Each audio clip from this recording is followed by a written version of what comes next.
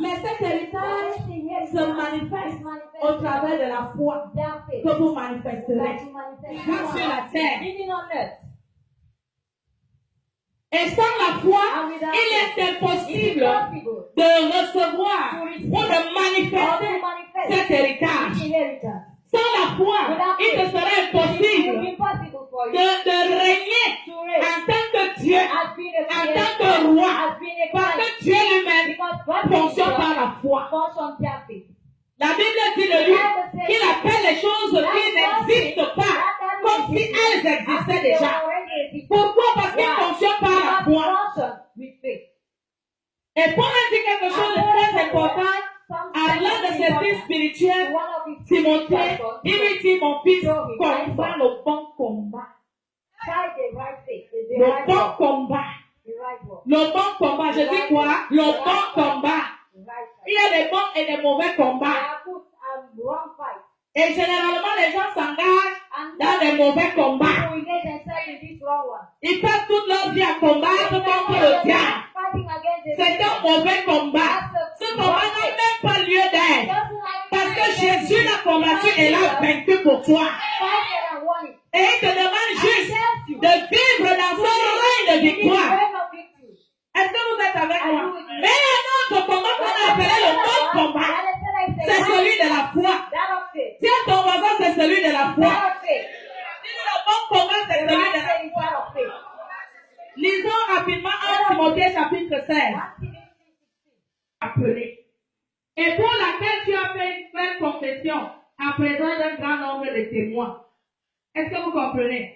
Et il lui dit par la suite, au verset 13, je te recommande devant Dieu, qui donne la vie à toutes choses, et devant Jésus-Christ, qui fit une belle confession devant Ponce Pilate, de garder le commandement et de vivre sans tache, sans repos, jusqu'à l'apparition de notre Seigneur Jésus-Christ.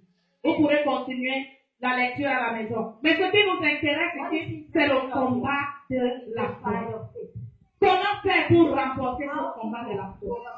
Ce matin, je voudrais commencer avec un premier point, qui est celui du défi de la liberté. Pour remporter le combat de la foi, tu dois, bien aimé, relever le défi de la liberté.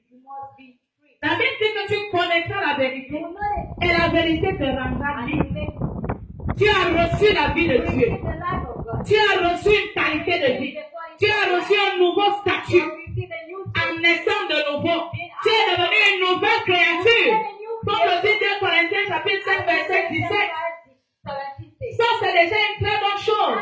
Mais comprends que tant que tu seras sur la terre, pour que les choses qui t'ont été données spirituellement se manifestent, tu dois relever le défi de la liberté. Peux dire en toi-même, je suis libre. Je suis libre de faire ce que je veux. Je suis libre d'accomplir le plan de Dieu pour ma vie. Je suis libre de vivre sans maladie. Je suis libre d'être riche, de manifester la prospérité sur la terre. Parce que c'est un droit. Est-ce que tu me comprends? C'est un droit. Tu ne supplies pas Dieu pour qu'il t'enrichisse. Ça fait partie de ton héritage. Tu ne supplies pas Dieu pour être en santé. Ça fait partie de ton héritage. Ça fait partie même de tes droits. Tu as le droit d'être en santé. Tu as le droit de voyager dans le pays de ton choix. Tu as le droit d'être heureux.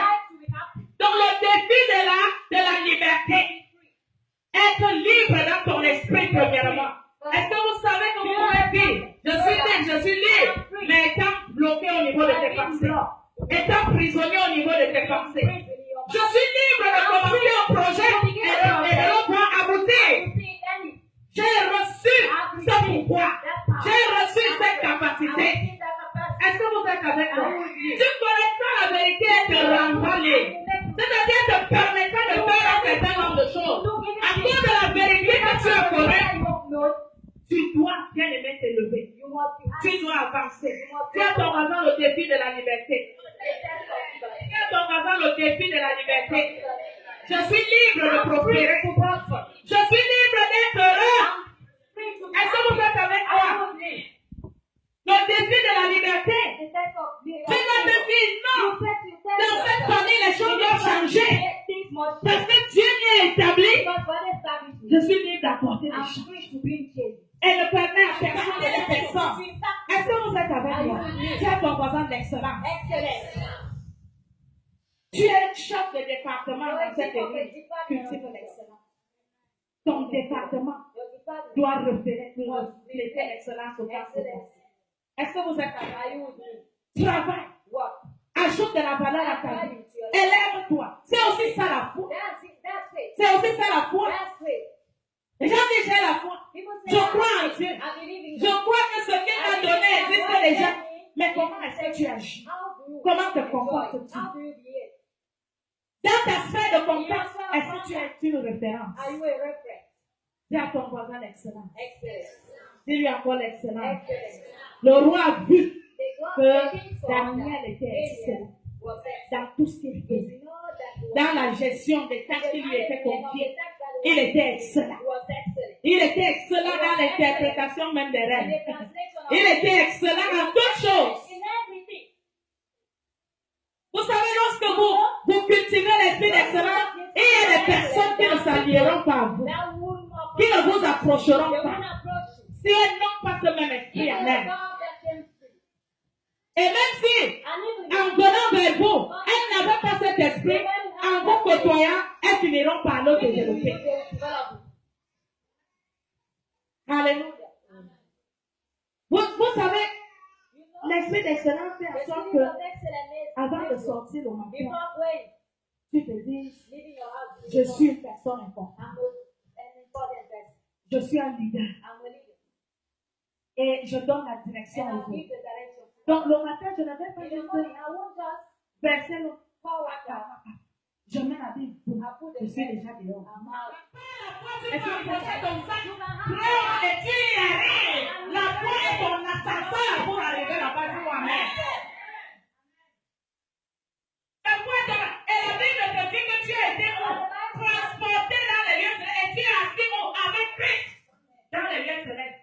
Tu es assis dans les hauteurs. C'est là-bas que tout se décide. Dis à ton voisin, ne sois pas limité dans la pensée. C'est aussi ça l'excellence. Refuser la limitation. Tu dois refuser toute forme de limitation. Et vous savez, lorsque vous marchez avec des personnes médiocres, elles vont toujours vous ramener à leur niveau. Chercher à vous ramener à leur niveau. Quand tu commences à lui parler des grands projets, là, elle a l'impression que tu veux te faire voir. Vous avez déjà eu ce genre d'amis. Donc tu lui fais part de tes projets, dis ah maman, tu aimes te faire voir, vraiment. Laisse. Donc si tel est le cas, si tu as envie d'être ami, en sortant de ce lui papa. Est-ce que vous comprenez? Si lui papa est vite. Non, tu aimes te faire voir. Non. Si lui papa, tu as ton voisin excellent. Je survole parce qu'il y a beaucoup à dire. Il y a beaucoup à dire. À tous les niveaux. Cultive l'excellence. Je parle pour votre propre homme. Voilà votre temps. Je suis revenu. L'excellence. C'est une femme que tu es. On vous l'a déjà dit. Encore et encore, mais je reviens ce matin. Les opportunités. Tu dois savoir te saisir des opportunités qui s'offrent à toi. Toute chose que Dieu veut accomplir dans ta vie passera toujours par les opportunités. Et si tu ne sais pas comment te saisir de ces opportunités, tu passeras à côté de plusieurs choses. Par exemple, l'opportunité a été donnée à plusieurs ce matin d'être là pour écouter ce genre de message. Mais ils n'ont pas saisi cette opportunité.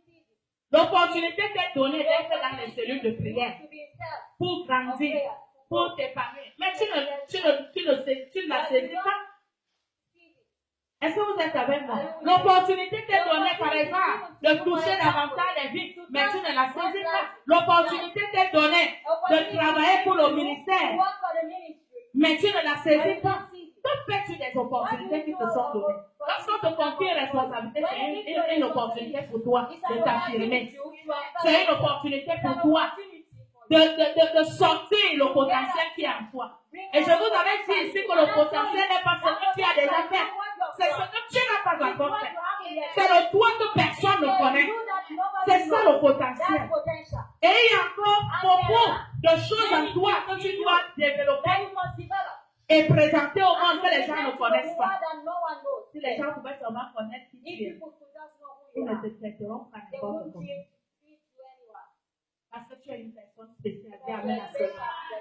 Si les frères de Joseph avaient su qui il était, ils ne l'auraient pas traité n'importe quoi. Est-ce que vous savez que les gens parfois vous parlent et vous traitent n'importe comment parce qu'ils ne vous connaissent? Alléluia. Il y a des choses en toi, des opportunités. Tu peux prier, avoir foi, mais lorsque la manifestation de l'exaucement arrive, tu restes dans de visitation parce que tu étais distrait, parce que tu n'as pas pu saisir l'opportunité. Et je vous avais parlé de l'esprit de discernement. Le discernement n'est pas juste pour discerner que ça c'est un démon. Ça c'est non, c'est discerner aussi les opportunités qui se présentent à toi. Et il y en a parmi vous qui ont eu l'opportunité il y a de cela des années à grandir dans la foi, à devenir des géants spirituels. Mais vous avez été distraits par des petites choses. Et lorsque vous faites la rétrospective, vous vous rendez compte que vous êtes passé à côté de vous. Si seulement vous avez continué. Si seulement vous aviez fini. Vous laissez le pas. Vous laissez le pas. Ah, la vie est belle pour vous. Tu es déjà arrivé. Et il va toujours créer des choses pour te rendre malheureux. Mais refuse. Dieu t'a fait pour son bon plaisir. Tu n'as pas compris que tu es un roi. Tu n'as pas compris que tu as été mis à part pour une qualité de vie. Tu n'as pas compris que tu es un être spécial.